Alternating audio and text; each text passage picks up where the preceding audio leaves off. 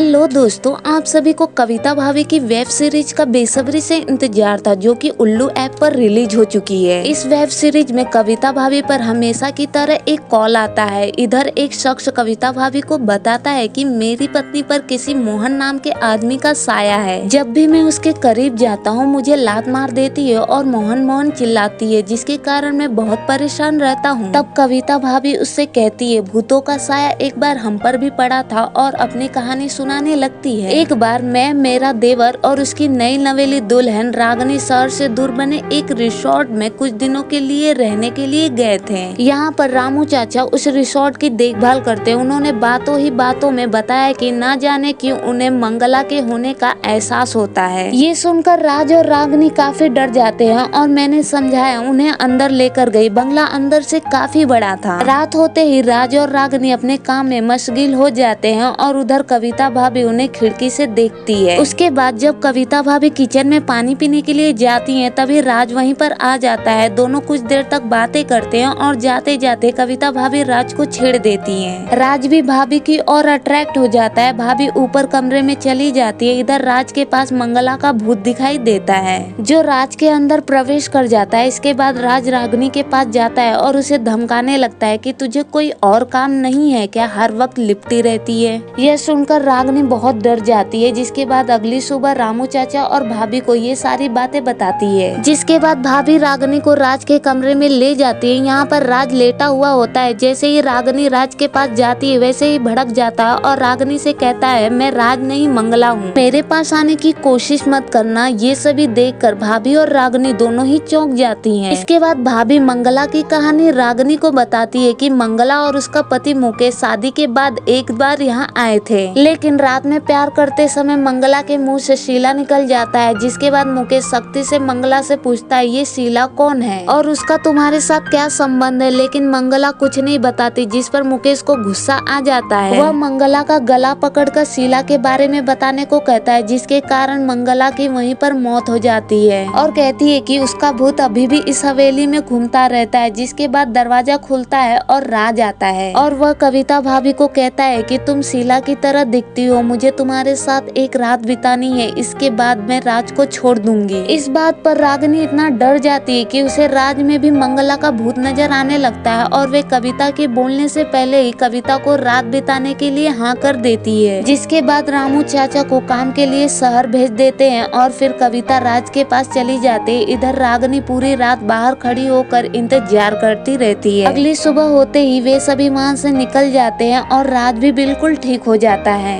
रागनी कविता भाभी को धन्यवाद बोलती है। दरअसल ये सब कविता भाभी की चाल होती है। उस रात कविता भाभी और राज ने बस मजे करने के लिए एक प्लान बनाया था। भाभी ने एक मनगढ़ंत कहानी सुनाई, जिससे रागनी को उस पर शक न हो और वे पूरी रात मजे कर सके। तो दोस्तों, ये है कविता भाभी सीजन 3 पार्ट 4 की पूरी स्टोरी। आई होप आपको वीडियो अच्छी लगी तो वीडियो को लाइक कर दीजिए और ऐसी और भी वेब सीरीज के बारे में जानने के लिए चैनल को सब्सक्राइब जरूर कीजिए।